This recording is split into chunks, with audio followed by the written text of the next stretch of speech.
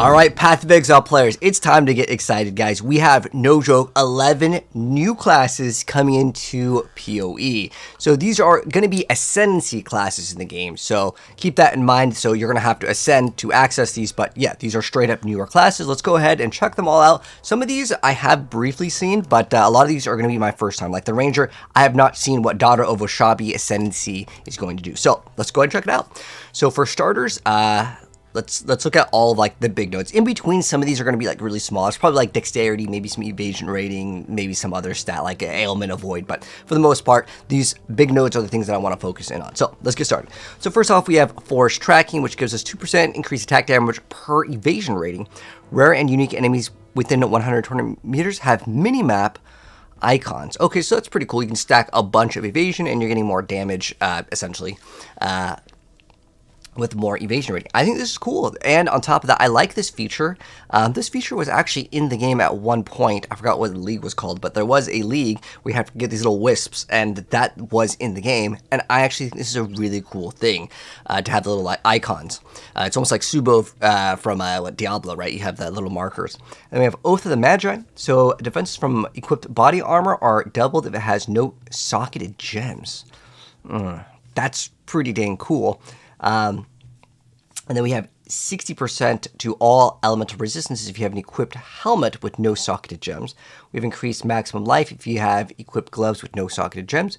We have 30% increased movement speed if you have equipped boots with no socketed gems. Okay, so it kind of really puts the pressure on your gear. Maybe you get some unset rings, but I think that this one has some potential as well. But the fact that you have to get this one to path to it means that, I don't know, I mean, obviously you'd want to try to benefit from all of these, and these are all really good stats at the end of the day. But again, the pressure for gear becomes really difficult.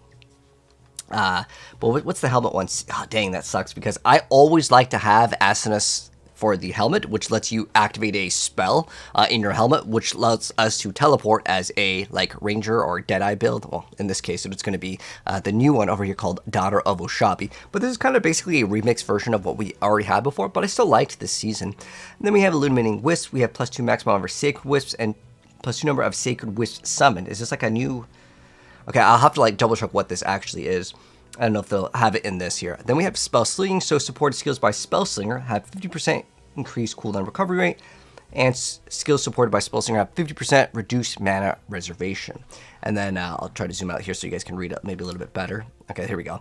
And then we have Roots of the Grove. So all damage inflicts poison against enemies affected by at least 5 grasping fine. You get to inflict 1 grasping fine on hit. Okay, so you get basically a bunch of less movement speed on the enemy as well. Cool. So I don't know if there is a max number on it, but as far as I'm aware of, you can have infinite stacks of poison on PoE 1. Oh, by the way, I probably should have mentioned this in the very beginning. This is for Path of Exile. Path of Exile 1's new expansion, or like other like mini expansion, because like I believe they're just doing like this thing as a fun event versus like a full league, but I genuinely feel like they could have just made this part of the league, and I think people would be much more excited. But anyways, next up we have the Woodland Shrines. So trigger level 20, create lesser shrine when you kill an enemy.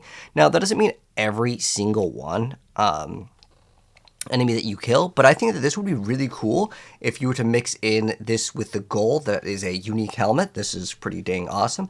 And then you get a random shrine buff every 10 seconds. Wow. So there is a chest armor piece that you can get that gives you a bunch of shrine effectiveness. Now it has like some crazy requirements for strength, just as a warning. But if you can combine this with this, run the goal, you have some crazy amounts. And because you can get a random shrine buff every 10 seconds, I actually like this one. I think that this one has a lot of potential for fun, depending on if you want to go and stack something. I think if I was to play this, I would, because you get 8 Ascendency points, right? I would get Forest Tracking, Oath of the Magi, Woodland Shrines, and then the Innate Blessing. I think these are all fantastic options. Obviously, the Shrine one is going to be a little bit RNG, but like if you stack that with the goal, and you get all of the increased effectiveness. Again, there's a unique chest armor that gives you crazy effectiveness too. It's going to require a lot of strength stacking, but the defenses from the equipped body armor are doubled. Now, the unfortunate part when you stack that is because it gives you evasion rating, but what's really good with this, if you run Oath of the Magi, because all of the defenses from the body armor are doubled, right? You can get an item called Shadow Stitch, which has crazy amounts of armor, energy shield, and evasion rating.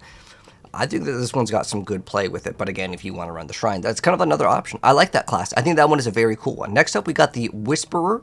So let's go check this one out. So this one has Infinite Pursuit. Intelligence provides no inherent bonus to maximum mana, and you get +1 to maximum mana per dexterity. Oh, so you can do like a kind of a different way to become a stacker. Then we have Don't Panic Yet, so 100% fizz damage taken from mana for life. Okay. And then we have You Forgotten? Projectiles from attacks fork. Projectiles from attack can fork an additional time. Your mind is destroyed. Increases in reduction to spell damage also apply to attacks at 150% of their value. Okay. And then we have Not a Word. You get increased blind effect, 100% increased stealth, and blind enemies on hit. Blind actually kind of sucks in PoE 1 now. It used to be really good. They heavily nerfed it a long time ago. I don't remember what patch that was. Then there is more. So you have +4 to minimum frenzy power and +1 to maximum frenzy charges and power charges. But I think it would have been more exciting if it was plus a maximum. It might get crazy with there's a belt. I feel like it's called like a brutal charge or something. That would be maybe kind of cool because you can like convert some of the maximum charges to other charges. But next up we have Breathe Deep. We have 50% increased mana recovery from Flask. Non-instant mana recovery from Flask is also recovered as life. Get 10 rage after spending a total of 200 mana. Maybe you can get a bunch of rage, but there are Eldritch currencies that you can gain rage on hit. So like, I don't know, unless it goes to some crazy number. As far as I'm aware of, unless you have some max rage, I think you could just hit it with the Eldritch currency. So I don't know if that one's like super OP. They have 50% increased mana cost of skills, and attack skills have added lightning damage equal to 4% of max mana. That could be kind of cool. I like this one though. It has some ways to become a stacker, and it's got some like other like things with it. I like it. So far, I want to say they've really knocked it out of the park with some of these newer classes, Ascendancies. Next one up here is the Marauder, which is the Antiquarian? What the heck is this class? All right, let's check it out though. Starting off, we got the Exhibit 123. What the heck is this class? So we have Far Shot. Okay, so that's just a completely different class. So basically you do more damage as long as it travels further. It's something that existed on Deadeye, right? And then we have Exhibit 122. Your hits can't be evaded, but you have 50% reduced dexterity. I don't know why you'd ever take that. You have to get this to get Far Shot, though. And then we have Exhibit 126. Minus 100% physical damage taken from projectile attacks. Gain 50% chance to block from equipped shields instead of the shield's value. Okay, that's a pretty big number. And then we have Exhibit 377. Gain ward instead of armor, 50% of armor and evasion rating from equipped body armor. This could be actually pretty big. I forgot what the flask is called, but there is like a way to do ward loop. I haven't seen that in a while. I haven't played PoE 1 in a little bit of time, but well, actually, I did play the last league, so we have played it recently. I don't remember seeing any ward loop. I don't know if that's still a thing, but I know ward loop is kind of hard to get up and running, so maybe you could still play ward loop. If so, then this is a really excellent choice because it is kind of a pain to get all of the things for ward loop to match up. Next up, we have Exhibit 390. We have faster restoration of ward. We have increased global defenses. I mean, that's a pretty good stat, too. And then we have gain adrenaline for 10 seconds when ward breaks. Oh, okay, so if you can, like, infinitely break ward on this would be kind of cool. I believe, was it on Champion? Before, I know that some class got this, and there's a way to basically perma get adrenaline by, like, reducing some, like, of your HP by reservation, and then when you reach low life, and you have low life count, it's like 50%, and you can get that infinitely. So, like, having infinite adrenaline is actually pretty good, but I think there's a class that can do that.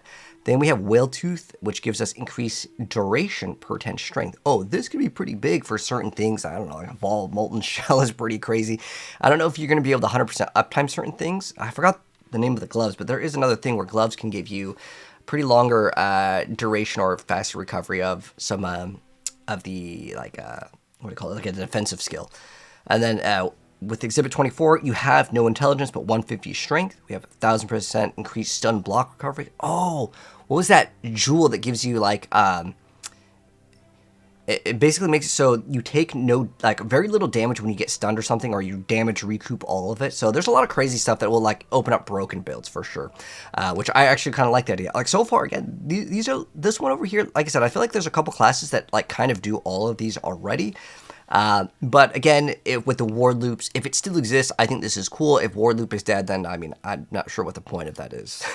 Next up, though, we have for the Shadow class. Let's check this out. So, we have within the Tempest, enemies you kill are shocked. Shock you inflict spreads to other enemies. I just run that, what is it? You run an Impulsa and then run the Eldritch Currency on the gloves, and you got that, right? And then we have Brian Bound. We have 50% chance to freeze enemies for 1 second when they hit you. Enemies you freeze remain frozen for at least 1 second. Oh, that's pretty interesting. Now, I'm not sure if that's going to work against the bosses, because it just says 50% chance to freeze. I'm guessing there has to be some sort of threshold on the bosses, because if you can do that every single time, yeah, we'll see if that actually works like that. I'm guessing because you don't build up, like in Path of Exile 2, you build up that like stagger bar, right? And it gets harder and harder to build it up. It's basically similar to Diablo, but as far as I'm aware of, they usually have a higher like threshold to be frozen. But I don't know if this like somehow breaks the limit or if it just kind of builds up. I don't know. Anyway, Stormy Seas, 100% of your lightning damage converted to cold. Your cold damage can shock. That's pretty cool. I like that stuff. And then we have Glacial Wave. Enemies chilled by your hits lessen their damage dealt by half of chill effect. Enemies chilled by your hits have damage taken increased by chill effect. Oh, okay.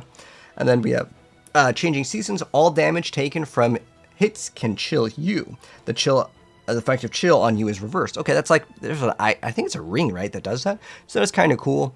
There's probably a way where you can like inflict chill on yourself as well, and then that way you have it up, because getting 30% action speed is absolutely amazing.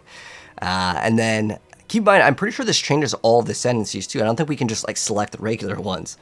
Next up, we have Ghost of the Deep. So you're touched by a torment illegal fisherman, granting increased damage, increased attack speed, cast speed, and movement speed. Okay. And then we have Baited Breath. All hits are critical strikes while holding a fishing rod. Wait, what? Wait, there's a fishing class.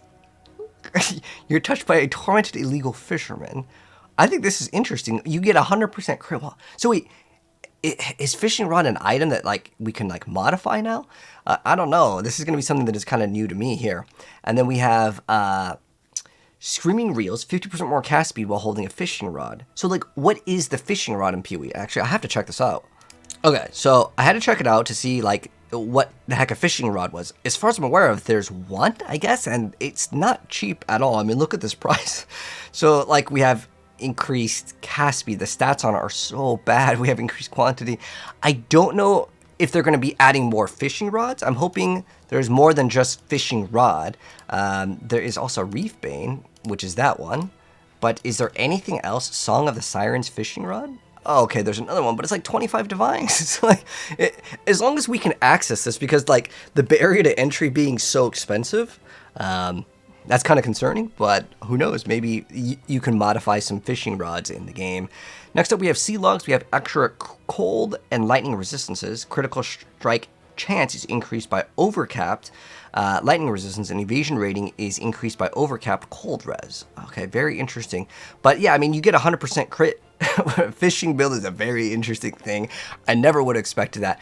This one, I'll be honest, so far this is the only one that I'm like, I don't really know about, recommending it for people to start off with, because if you have to have a very expensive item.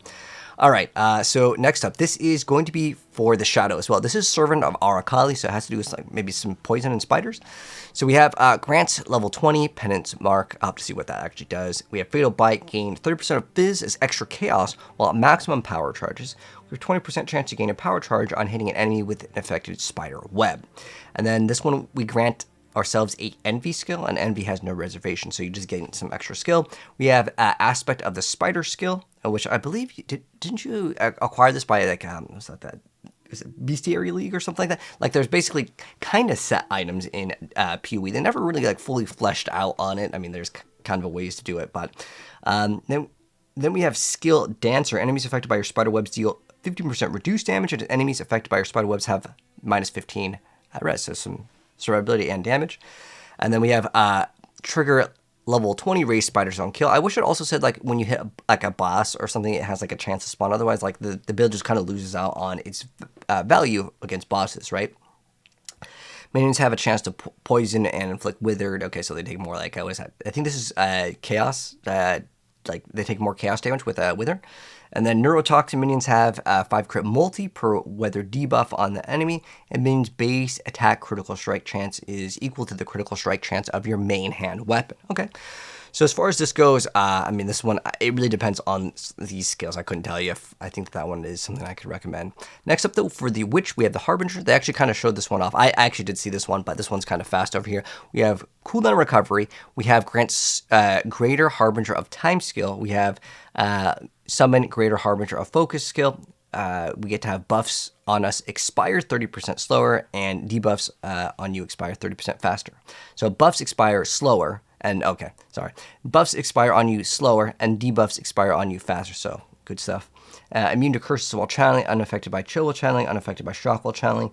We get increased area effective hex skills. Temp chains has no reservations if cast as an aura. So I guess the goal is to go really slow, sit there and channel some sort of thing for big damage over here. But I really want to know what these skills are. How do they interact? How does it actually feel to play with it? Because if it feels really clunky and slow, then I think a lot of people will be less interested in running it. But that is the Harbinger. It sounds really cool because remember, that's like a transformation class. It's basically like a druid because you're going to become the Harbinger. All right. We have, what is this one called over here? It's just called Herald. Okay.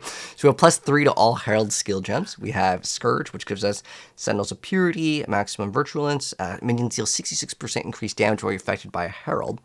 And then we also have increased critical strike chance of Herald skills. Herald skills have 50% increased area effect. Your auras are disabled, but you have 200% increased mana reservation efficiency of Heralds. We have Future Nostalgia, which gives us 75 Chaos Res while affected by Herald of Agony. Herald of Agony has 100% increased buff effect. And then we have Future Regret, which is Herald of Thunder, has 100% buff. And then 5% maximum lightning res while affected by it. Then we have Herald of Ash, has 100%, and then 5% max fire res. And then we have the same thing for Cold over here with Future Fear. And then Future Guilt. Herald of Purity has increased buff effect and additional physical damage reduction while affected by Herald of Purity. 50% damage reduction is quite nice, especially if you want to do, like, I don't know if Absolution is still popular, but because we have, like, minions over here, and then we also have this, maybe you can mix it in with that. I really did like Absolution. Absolution is a fun thing to mess around with.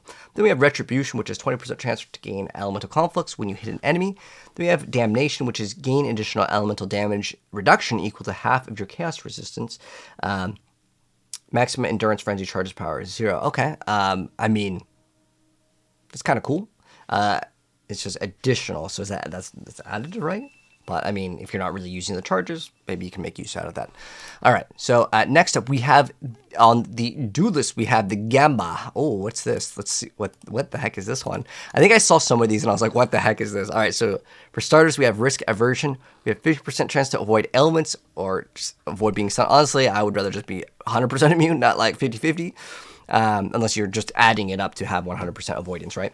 Then we have Growing Accumulator. You have 50% chance to deal triple damage, 30% chance to deal double damage, and you have the 25%, you deal 25% less damage. Overall, it's probably still like a 20% DPS boost most of the time. That's just what it averages out to. Then we have Spectacular Parlay. Your critical strike chance is lucky, but your damage with hits is unlucky. Oh, so high crit, but you get unlucky. I don't know if there's a way to maybe like get around that. Like, you'd actually want your damage for some reason to be unlucky, and like when you are unlucky, X, Y, and Z happen. Is there any unique? Someone let me know on that. That's interesting, though.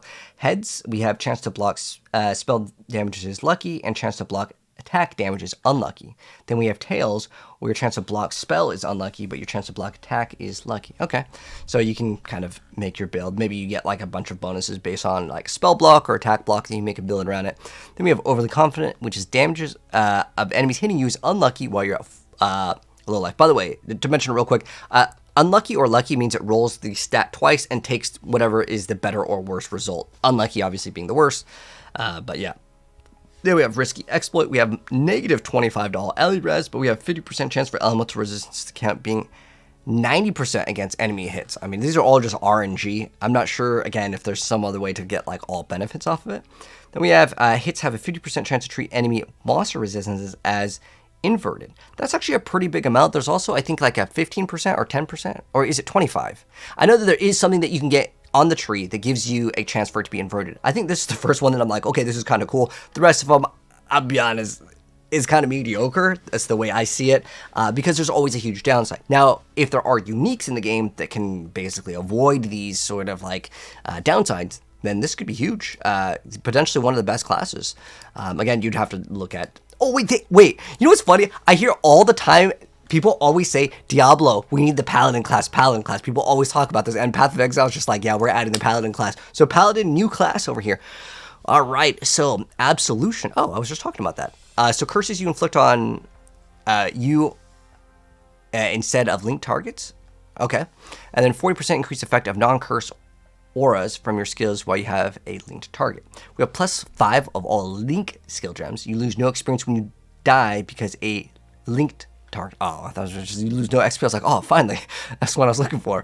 And then we have Field Medicine. So Magic Utility Flask applied, you have 40% increased effect. We have non-unique Utility Flask you use applied to the linked target. Grants level 30 Discipline, grants level 30 Determination or Grace. Okay, so you get to pick a level 30. That's a huge amount of like armor or whatever you need.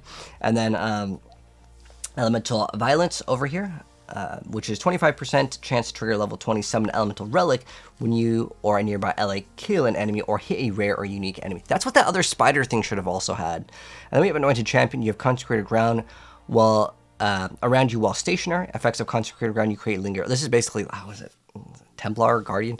There's something similar to that anyways. Nearby enemies take more, no, whatever. Okay, bring the battle enemies taunted by you take increased damage. Enemies taunted by you deal less damage with hits and ailments against other targets, and war cards have infinite power. War cards have infinite power is always a fun thing with, I think there was a shield that like allowed you to do it, but I mean, I like that thing. That's really cool.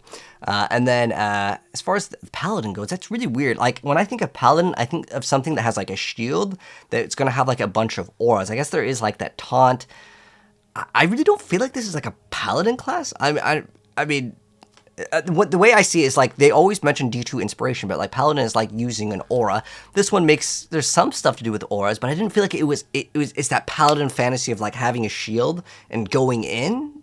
Again, that's the way I looked at Paladin.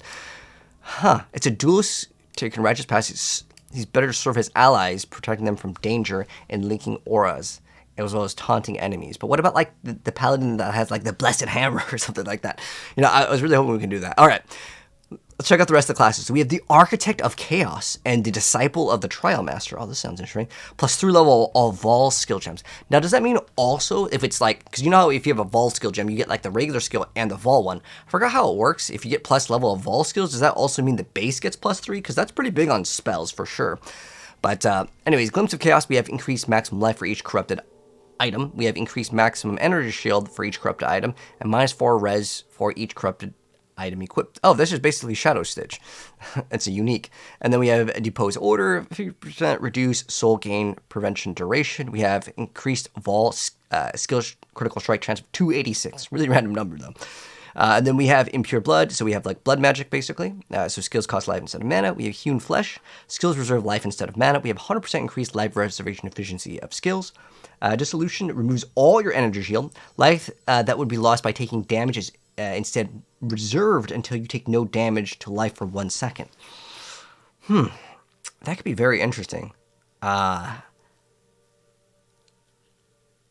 mean, it's basically like, it's still going to eventually kind of build up, but if you have enough, like, let's say evasion rating, then you can kind of recover that, and then, I don't know, that could be something that's very interesting. Anyways, Forbidden Secrets, Everlasting Sacrifice, and then Shepherd of Souls. I'm also mainly wondering if it's reserving life and then it goes away. I think your life still would have to recover. It doesn't just go instantly back to what it was for 1 second, because if it does, and I feel like you can almost become immortal if you're playing some sort of evasion-based build. And then there's a Fever of Corruption, 50% increased Vol skill effect duration, and then we have Vol skills require 50% reduce souls per use. Okay, that's cool. So it's all about like Vol stuff.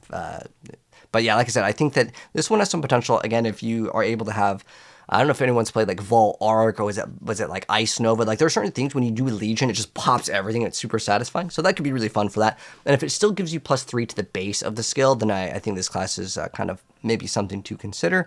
But I'm still really looking at the first one. Like the first class, I think is the best. And we have Polytheist. Polytheist. Okay. Yes, let's check out this one. All right. Whoa. What is it? Oh, these are Templar, by the way.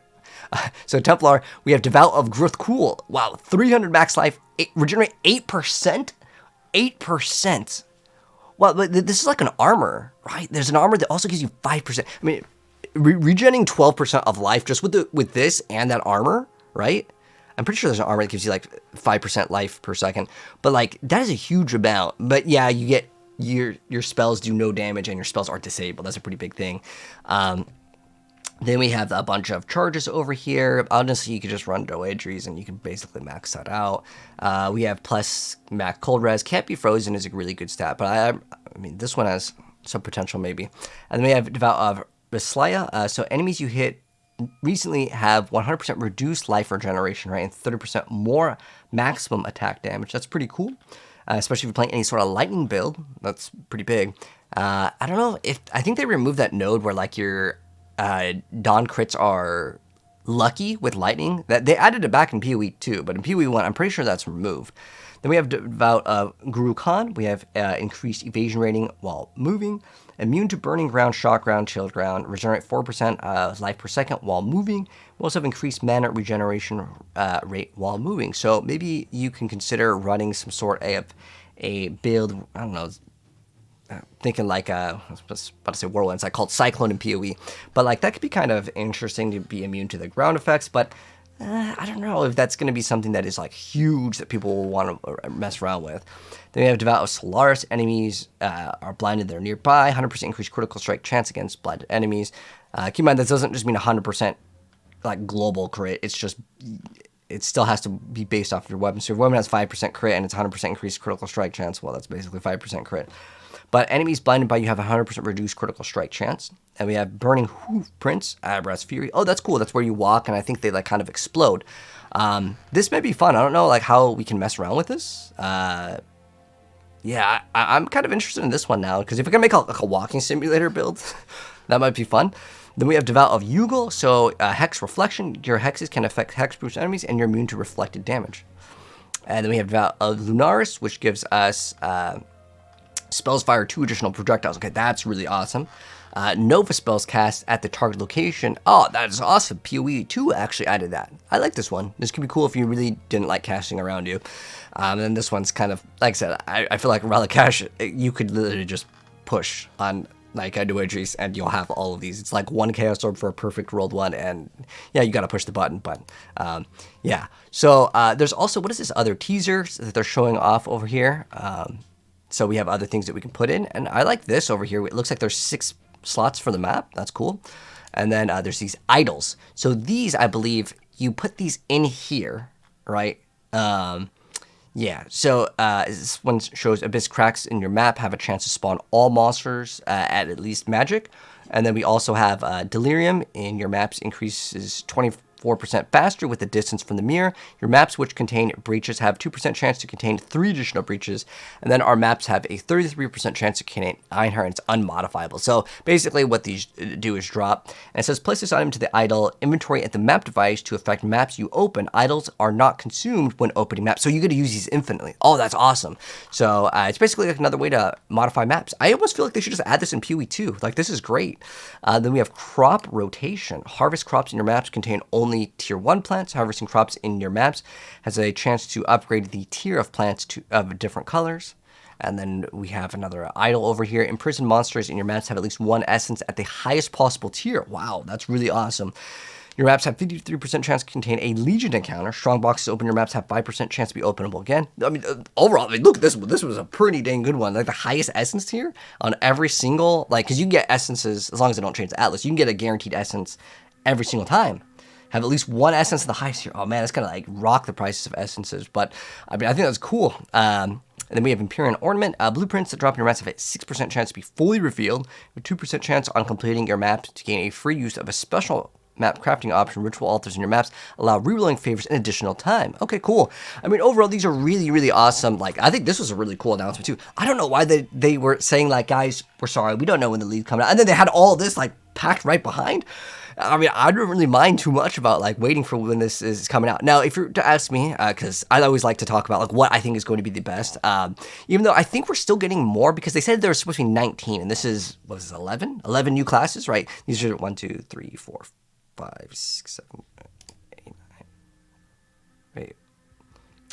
1, 2, 3, 4, 5, 6, 7, 8, 9, 10, 11. Okay, so we have 11. So there is still going to be more classes. I don't know if they're going to reveal them like when the league comes out or whatever, but I will update you guys when the last 8 classes come out. But you guys can let me know which one do you guys think is the best. For me, like, I'm 100% thinking that this one is awesome. You have 2 different really good things to like to go for, right? You basically get way more evasion range, so you have way more survivability, and I think that there's an item called like Replica Dream Feather, so you can actually stack this thing with a dual wield, I think it's called, yeah, Replica Dream Feather, right? Where you get more damage based on an evasion rating, and then you stack it with this, and then you just stack a bunch of evasion rating, and maybe you can get some other thing where evasion rating gives you another thing, then you can just become a crazy stacker. And then with Oath of the Magi, oh, I think it's called Obscurantis, right? Where you get like more stuff based on accuracy, and Dex gives you accuracy and evasion rating, right? I think in PoE1 it gives deck gives you evasion rating. Anyways, when we have Oath of the Magi, I really like this thing. Again, with Shadow Stitch, you just go like to the moon in terms of defenses. But let me know which one are you guys the most excited about. But man, I'm really excited about this is called the Legacy of was it Phrecia? Phrecia is the name of the new event. It's so weird. It's basically like a new league almost, but it's not a new league. Again, I don't know why they just didn't announce it. This is the league, guys. Unless they're also just going to include it. We'll wait and see. Anyways, I'll update you guys when we get more info on the rest of the classes. But what do you think? Which class do you plan to roll? I'm going to be playing a Ranger with Dotto over Shabby so far. Anyways, if you guys want to see gameplay of it, once it does come out, I'll be dropping it. Anyways, subscribe, turn that bell if you guys want to see more. I'll catch you guys in the next video. Have a good one, Exiles.